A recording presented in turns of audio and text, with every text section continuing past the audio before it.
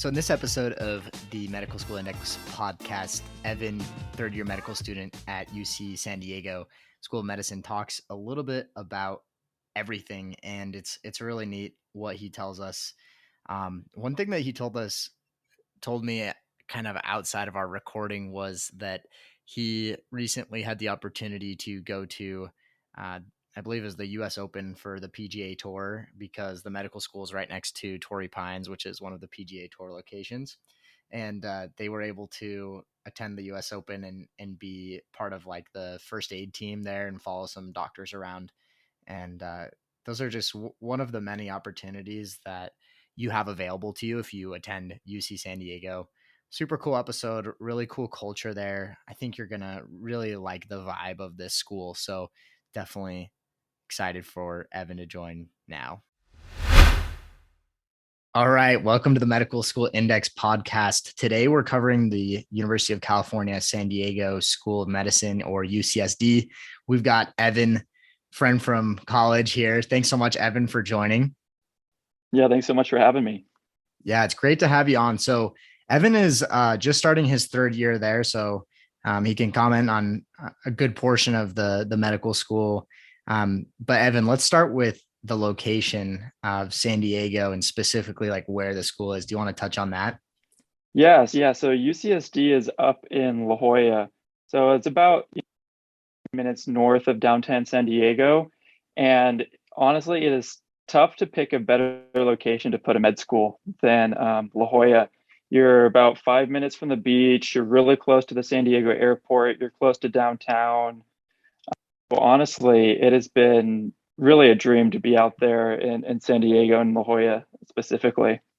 That's so cool. And for those of you who don't know, La Jolla is in a really nice neighborhood, really close to the beach, really close to Torrey Pines, which I believe like the PGA Tour does the US Open there or something like that. Yeah, we actually had the US Open this last year here. Okay, so very like upper echelon area, super beautiful as well. I've been a couple times. So how often do you surf, Evan? Yeah, it really depends. Right now I'm in rotations and I was luckily able to get out just 2 days ago. But it had been a few weeks since I'd been out. But the nice thing is that, with lectures not being mandatory and things like that, you can really get out and surf as often as you want. I mean, there was weeks where we would go almost every day, and I can't remember one test without going and surfing after the exam. So it's super nice to have the beach so close. That's so cool. So is the School of Medicine attached to the undergraduate campus there as well? It is. It's just kind of across the street, so it's within walking distance. So the nice thing about having an undergrad campus attached to it is that you've got, an undergrad library that's super nice. You've got tons of food choices, which is super nice. You've got access to gyms, pools, everything that the undergrad campus has as well. And so that's super nice about being so close is that, we can use any of that stuff whenever we want as well. Totally. And with that, is there any options for housing for medical students on campus or nearby that are more affordable?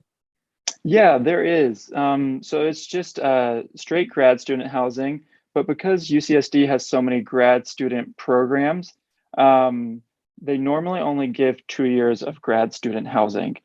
So I just started my third year, and a lot of my friends were moving out of their housing and finding housing out in, the general area of San Diego. Um, Hmm. but one thing that I wish I knew coming into this is that they do have a select number of spots for 4 years in student housing. So if San Diego is a place that you really want to come, or San Diego is a place that you are lucky enough to get into early, one of my recommendations is reaching out to the deans, to the admissions committee, as well as financial aid, and seeing if you could be one of those few people that does get 4 years of housing. Because, like you said, San Diego, La Jolla especially, is a very nice community, very expensive area. And so it really helps if you can get 4 years of on campus housing. Yeah, that would be super helpful. And I'm sure it's like subsidized in the sense that it's not typical San Diego prices. Yeah, it for sure it is subsidized, and there's lots of options, which is nice. There's older buildings, and then there's brand new ones that just got finished up last year while I was here. So there's a lot of options, a wide pricing variety. I mean, one of them is on the bluffs overlooking the Pacific Ocean. Like from your front door, you actually see the water. And so I mean, it's just incredible some of the options that you have for grad student housing. But because it is so competitive, a lot of times there is a wait list to get into some of these places. And so, Hmm. if you are to get into San Diego, it's really important. Like the day you get in, you put your name on the wait list so that you can get into those places and so you can have a nice place. Because some of the places have wait lists up to, a year and a half. Um, so it's really important to try to get on the wait list as early as you can. That's super cool. It's really nice that you can potentially live kind of by like be neighbors with Iron Man's house. So right on.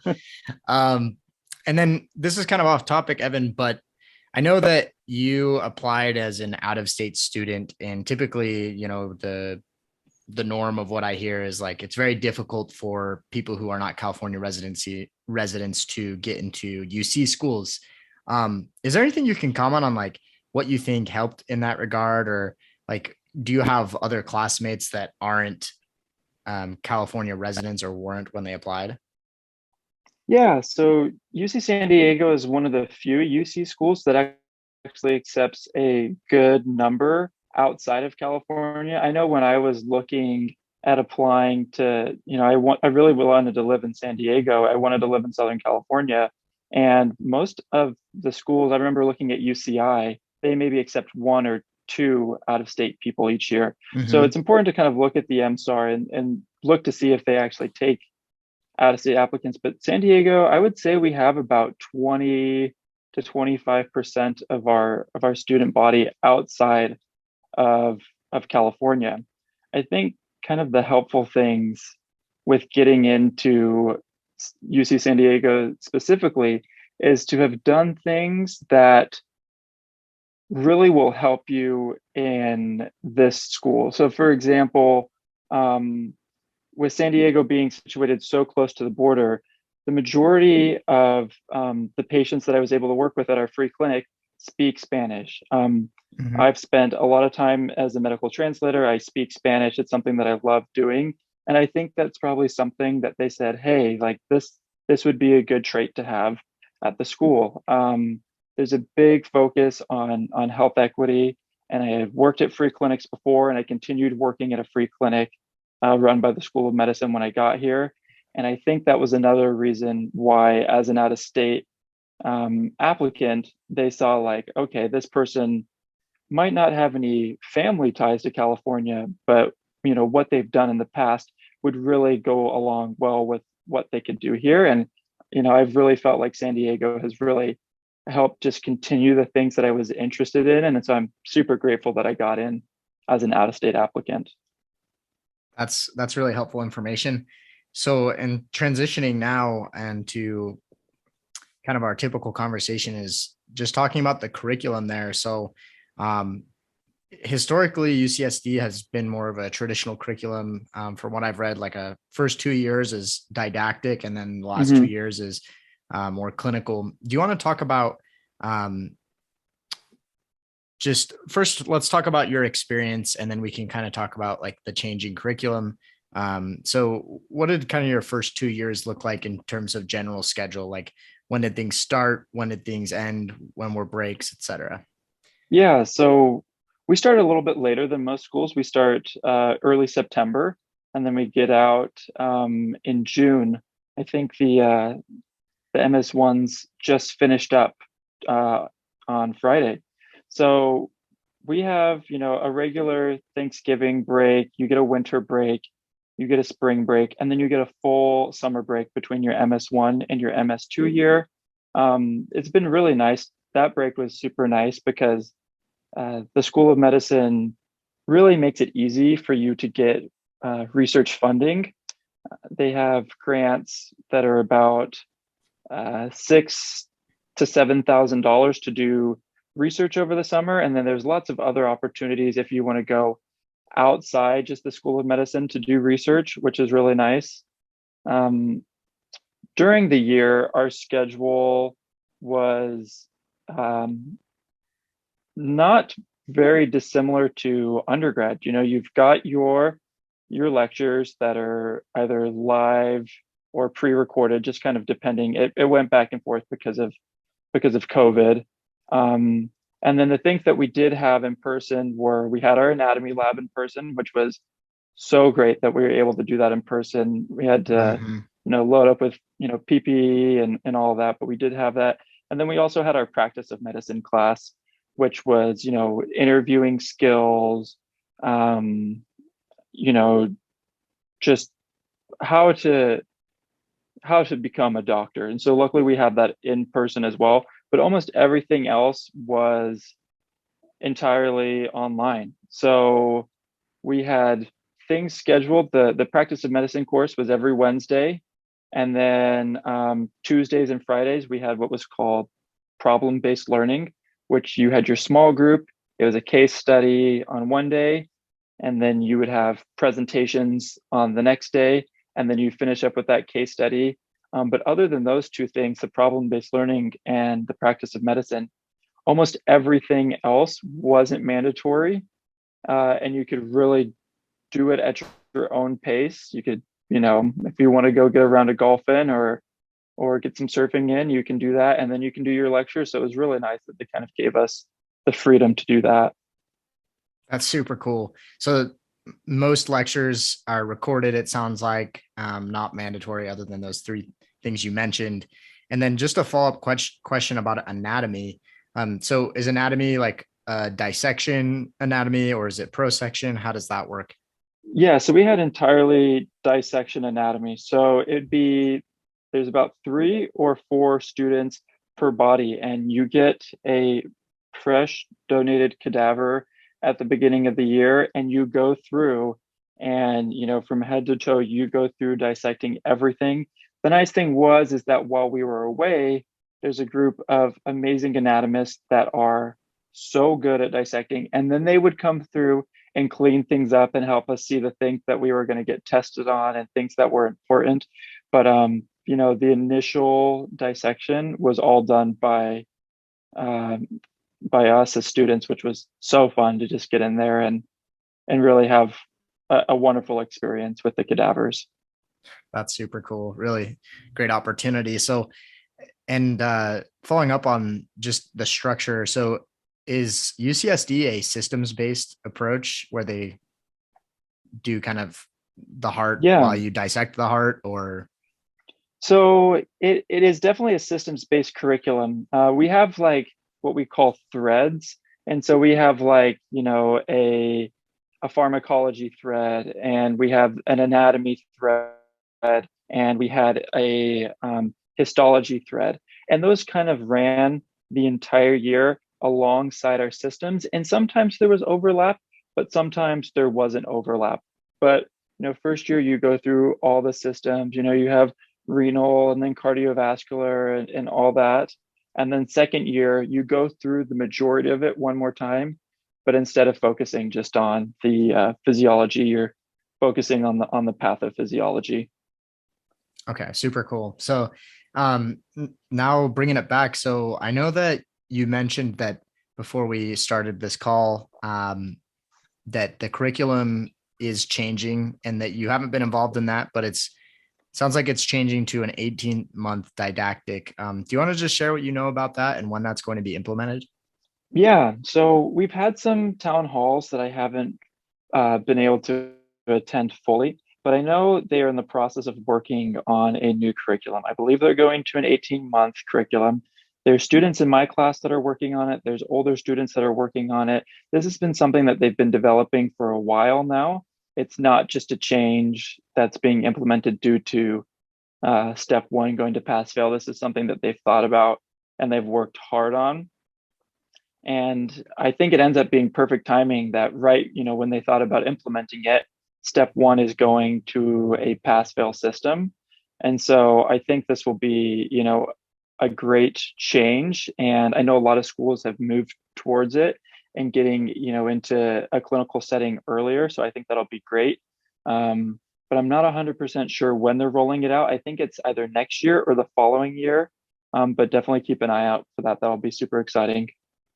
Yeah, definitely people who are applying. I think that's something that we've seen a lot on the show is these more like, top schools, these cutting edge schools are paving the path of a shortened didactic curriculum. And I think it's a big deal, especially with step one going pass fail.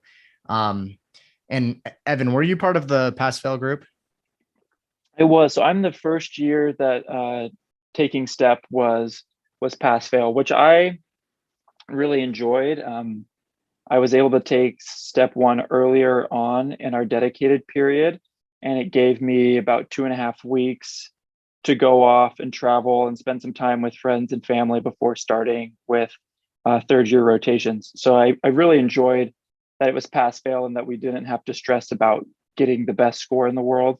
So I think it's a great change, and we're all learning how to deal with it, and we'll see how it impacts applications. But I think for the mental health and the attitude of med students, uh, everyone was so happy, so much more relaxed than a normal MS2 class would have been if it was for a score.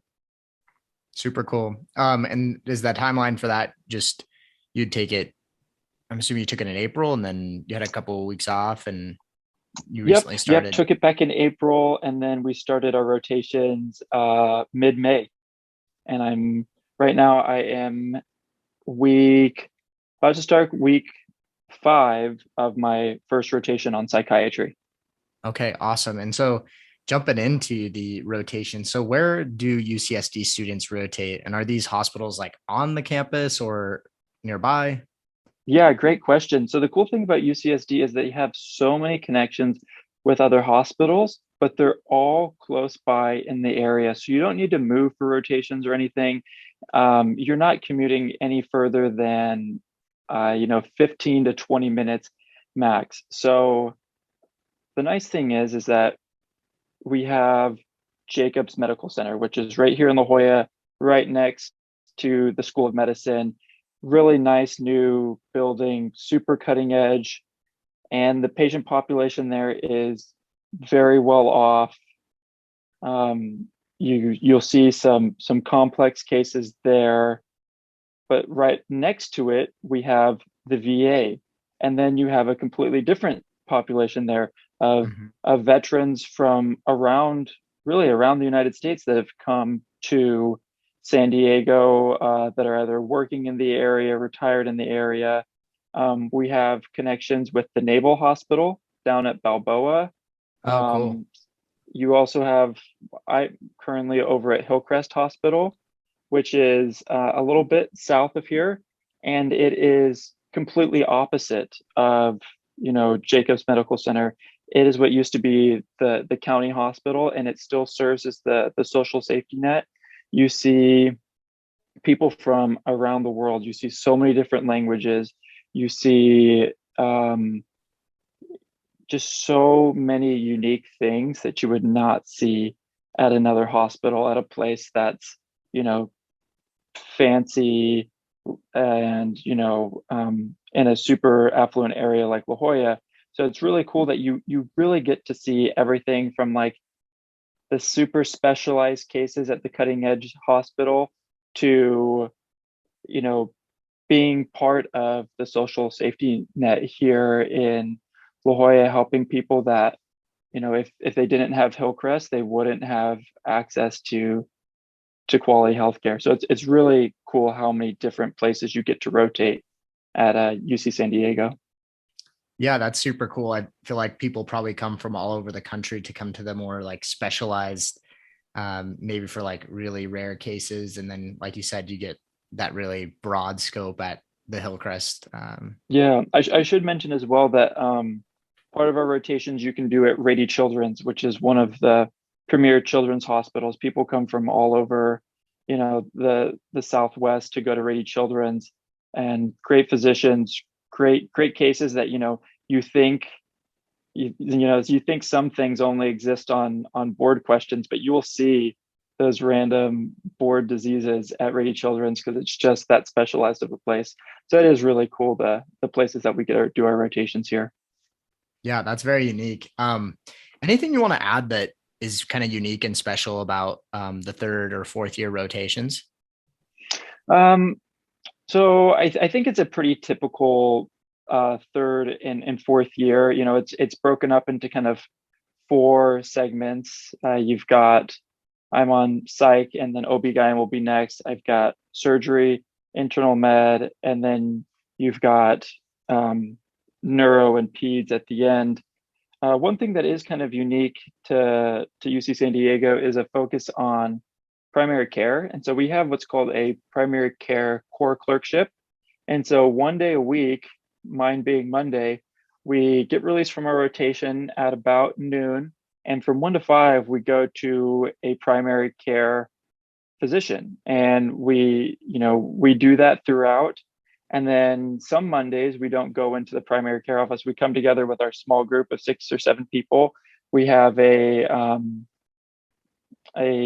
internal medicine doctor and either like a family medicine doctor, and we sit and we talk about the most important things that you're going to see in clinic. So it's cool to kind of have that stretched over the entire curriculum. I'm really early on. We've just had one of those sessions. But I think that's kind of something that's unique to San Diego, that you do have that primary care clerkship that spans the entire third year. And it's kind of a continuation of what we had our first 2 years, which was your ACA, your ambulatory care apprenticeship, where you're about once a month you're going in with a physician in primary care and getting to do interviews, getting to do hands-on things. For us, it was a little different because of COVID, of course, but there really is a focus on primary care and getting students hands-on experience in primary care, from day one, and that continues through our third year of medical school. That's super nice to get hands-on experience early on, and then also just to have a focus on primary care. I mean, I feel like especially at such a highly ranked institution, I mean, a lot of people are specializing and out of those schools, and so it's cool to see a focus there. Um, so let's transition a little bit into grades. So how do grades work in the didactic and then also in the clinical years, Evan? Yeah, so didactic is all entirely pass fail. The pass line is set at between 70 and 75, depending on what unit you're in, and that's the guaranteed pass line. So all of our exams are multiple choice. The moment you hit submit on Exemplify, your score pops up, and if you got above a 70 or 75, just depending on the block, you passed. And then sometimes, depending on how hard they want to make the block, they can adapt the pass line. They can bring it a little bit lower. But as long as you get a 70, it's pass. There is no AOA at the school. I know some schools do pass fail, but then there's AOA, and so you're trying to be in like the top percentile. That's not a thing here. There's also no internal ranking for the first 2 years. So the beautiful thing about that is it just helps everyone collaborate so well. During my first year of medical school, we had a group of about 5 or 6 people, and we would each kind of watch a lecture and make note cards on that and then share it with the whole School of Medicine. There was Google Docs with our learning objectives filled out. There were practice problems in the group me. This is the beautiful thing that happens when a school is pass fail, is that the collaboration is so high because no one's competing. Everyone just wants everyone to succeed. And that was something that was really, really important to me, was finding a school that was truly pass fail, no internal rankings for the first 2 years. The third year curriculum is on an honors, near honors, pass fail um, basis. And so the way that works is that 75% of our clerkship score is evaluations, and then Mhm. 25% is from our shelf exam. And from that, a third will get honors, a third will get near honors, and a third will get pass. And that's how it is for um, each of your rotations. And so we are being evaluated a little bit more during our third year. I know some places like UCLA, for example, has gone to completely pass fail for the third year. Um, but I'm not upset about it being this. It really motivates you to be part of the team, to really try to help the residents, try to help the attendings as much as possible. And it makes you study for those shelf exams because they are 25% of the score. And I think in the end that helps you perform better on step two, which, as we're going to see going forward, is kind of going to be the new differentiator because step one is moved to pass fail. That's a super great way of putting it. I feel like, and that's an advantage of, I feel like it's a great way of moving with the times to be completely pass fail the first 2 years. And then when you get in your clerkships, be like everything you mentioned there. So to prepare for step two. So super interesting. One thing that I wanted to circle back to, you mentioned that a lot of people do research in their um, summer between their first and second year. So now is this um like I know that in the San Diego area, there's tons of biotech and pharmaceutical research being done. Lots of big companies there. Is any of this research being done at those schools or at those So companies? yeah, so the majority, since it was internally funded by UC San Diego, normally the research was being used for projects either at UC San Diego or Rady Children's Hospital, or an institute or group affiliated with UC San Diego. But keeping that in mind, there's a lot of very well-connected people in San Diego, and the School of Medicine wants you to be able to get grants to go do whatever you want to do. We had plenty of students leave San Diego and go up to UCSF to do research over the summer. I'm not sure of any doing research with the biotech companies in the area.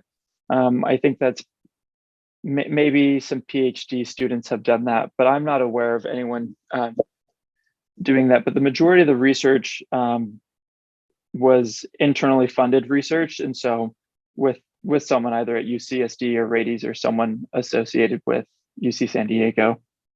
Okay, super cool. Um, well, either way, great place to be in terms of like research and development and translational research. So as we wrap up here, anything else that you want to add about UCSD that really sets it apart and makes it special in terms of extracurricular opportunities or the faculty there?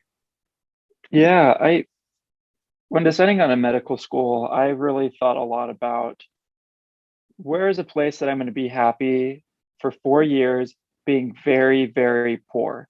And honestly, San Diego is the best place to be poor because Mm-hmm. so many activities are free, like going out and surfing, going to the beach, going on a walk at Torrey Pines State Beach. There are so many unique things here. And I feel like I haven't even started to scratch the surface. There's a big San Diego County Fair in town. There's so many restaurants in downtown San Diego that I still haven't been able to try. There's different surf spots. There's cool cities up and down the coast. There's just so many different things that you can do here um, for free that make your experience here so great. The student body here is so happy, and it's hard to not be happy when it's 70 degrees year round and sunny. And I mean, we literally live where everyone comes on vacation. So it really is fantastic. Um, yeah, it's the nice thing too is that it it draws a certain type of faculty to the school. I mean, it is very impressive how smart and have cutting edge some of the research is at UC San Diego, but the individuals doing it have moved to San Diego because they have a good work-life balance. They want to do cutting edge research. They want to help medical students. They want to teach, but they also want to get out and enjoy the weather. They want to go on a hike. They want to go surf. The professors here are just so focused on a work-life balance because they themselves are living it. And it is, I mean, that's what brings all the faculty here is this amazing location, this great lifestyle that you have. And I think that really trickles down to the students. And yeah, everyone seems to really be focused on, doing well in school, but taking a step back and saying, let's have a good, work-life balance so that we're 100% there for our patients. And you just have really, really happy people out here, which is awesome. That's awesome. Great culture of just respect for the individual's time. And I think a lot of students will appreciate that, especially in like the rising generation. So that's amazing, Evan. Well, if you don't have anything else to add, I think we've kind of covered most of the topics here. Anything else that you'd like to add, Evan? Um, no, I think that's it. I mean, it's a great place to come. Lots of different connections, lots of great things to do. I mean, I haven't even scratched the surface of being able to tell you guys all the things that I've been able to do the first 2 years, just having this location and the connections at UC San Diego. But it is a place where you people will be happy that you'll get so many connections and yeah, it's can't say enough good things about it. Awesome, Evan. Well, thanks so much. Definitely one of the highest institutions in the world. If I had to give my opinion, that's awesome and can't beat the location. So, for those of you listening, definitely hope you enjoyed the episode. Evan, thanks so much for your time. Yeah, thanks for having me. Take care, man. Thanks.